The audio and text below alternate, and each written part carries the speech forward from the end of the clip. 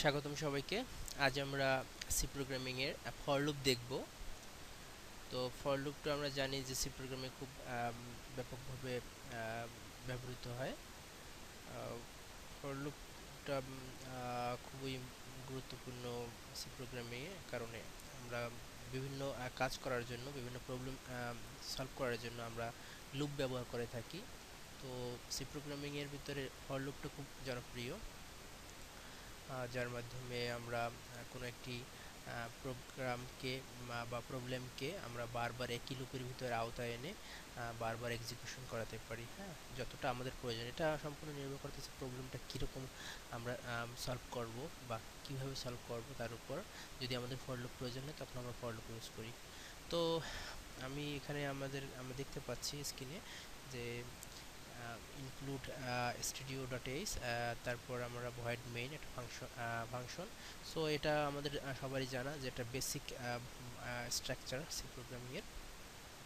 আমি সরাসরি এখানে আর কথা না বলে আমি ফর লুপের স্ট্রাকচার নিয়ে কথা বলতে চাই। ফর লুপের স্ট্রাকচার ফর কিওয়ার্ড দিয়ে শুরু হয়, দুটো ব্র্যাকেট, ফার্স্ট ব্র্যাকেট থাকে। এরপর ভিতরে যে অংশটুকু, যে সিনট্যাক্সটা আমরা দেখব সেটা হচ্ছে ফর লুপের তিনটি আমরা স্টেপ বা স্টেজ দেখব। আমরা সেটা হচ্ছে ফর লুপের তিনটি স্টেপ থাকবে। ফার্স্ট স্টেপ আমরা এটাকে ইনিশিয়ালাইজ করে দেব কোন ভেরিয়েবলটা আমরা নিতে চাই। সো তার আগে যেহেতু আমরা ভেরিয়েবলের কথা এসে গেছে, সো আমাদের পরে আমাদের ভেরিয়েবল ডিক্লেয়ার করে আসতে হবে।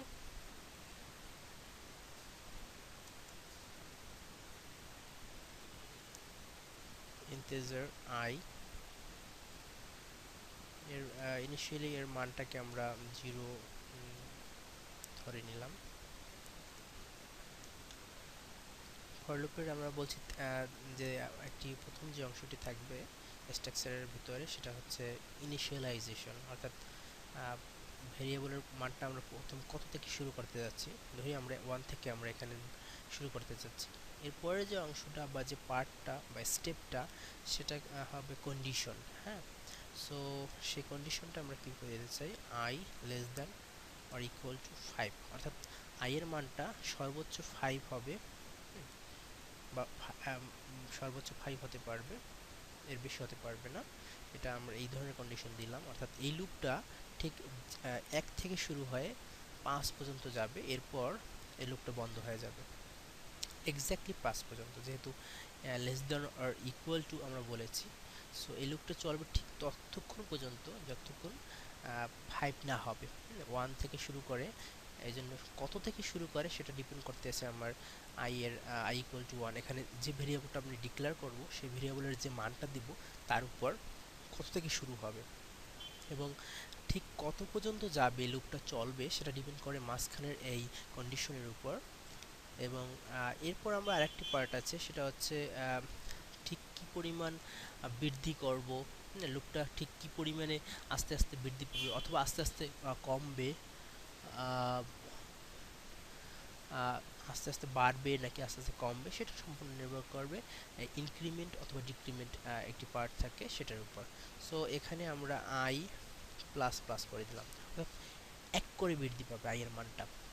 তার মানে আই এর মান প্রথমে তো 1 ইনিশিয়ালি আছে, তারপর 2 হবে, তারপর 3 হবে, তারপর 4 হবে, তারপর 5 হবে। ঠিক 5 হওয়ার সাথে সাথে কি হবে, এই লুপটা অফ হয়ে যাবে। তো এই লুপের কাজটা আমরা এটাকে আমরা চালাচ্ছি একটা লুপ হিসাবে। হ্যাঁ, ঠিক 1 থেকে 5 বার ঘুরবে লুপটা, কিন্তু আমরা এই ঘোরার মাঝখানে কি কাজটা করব সেটা আমি এখন পর্যন্ত ডিফাইন করে দেইনি। সো এই ডিফাইনটা আমরা বোঝানোর জন্য আমরা কি করতে পারি, যে আমরা 5টা ঘুরবে 5 বার, 1 থেকে 5 বার ঘুরবে লুপটা। সো এই এক একবার ঘোরার সময় এক একটা কাজ আমি এই ফর লুপ দিয়ে করিয়ে নেব। সো আমরা এখানে একটা সেটা করে নিতে পারি যে প্রিন্টএফ বলতে পারি,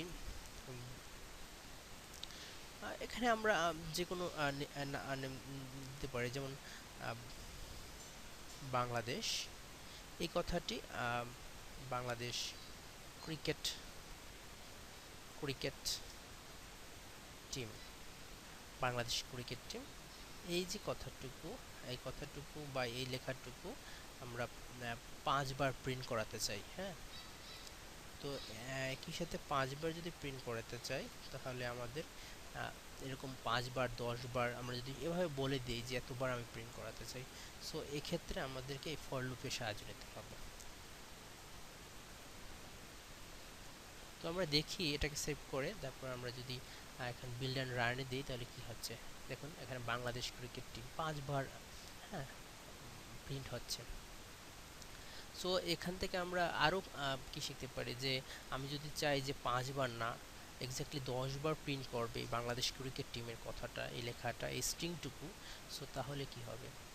হ্যাঁ, দেখি আমরা 10 বার প্রিন্ট করছি। এভাবে আমরা যত খুশি তত আমরা প্রিন্ট করতে পারবো।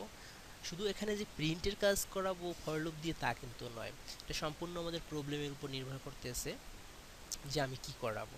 এখানে আমরা যোগ বিয়োগ গুণ ভাগ থেকে শুরু করে এনি প্রবলেম আমরা সলিউশন করতে পারি, তাই নয় কি। আমাদের মূল শেখাটা বিষয় যে আমার ফর লুপটা ঠিক কতক্ষণ ঘুরবে। আমার লুপ মানেই তো একটা ঘুরানো, তাই নয়। তাহলে এই লুপটাকে আমি কিভাবে ঘুরাবো, এই কন্ডিশন হচ্ছে কত থেকে শুরু করব, ঠিক কত পর্যন্ত ঘুরবে। হ্যাঁ, এই সময় সীমাটা আমি দেখাই দেব এবং কিভাবে এই লুপটা কোন বৃদ্ধি আকারে অথবা বৃদ্ধি হবে না কমবে আসবে, তারপর আস্তে আস্তে আসবে, অর্থাৎ উপর থেকেও আসতে পারে নিচ থেকেও যেতে পারে উপরে।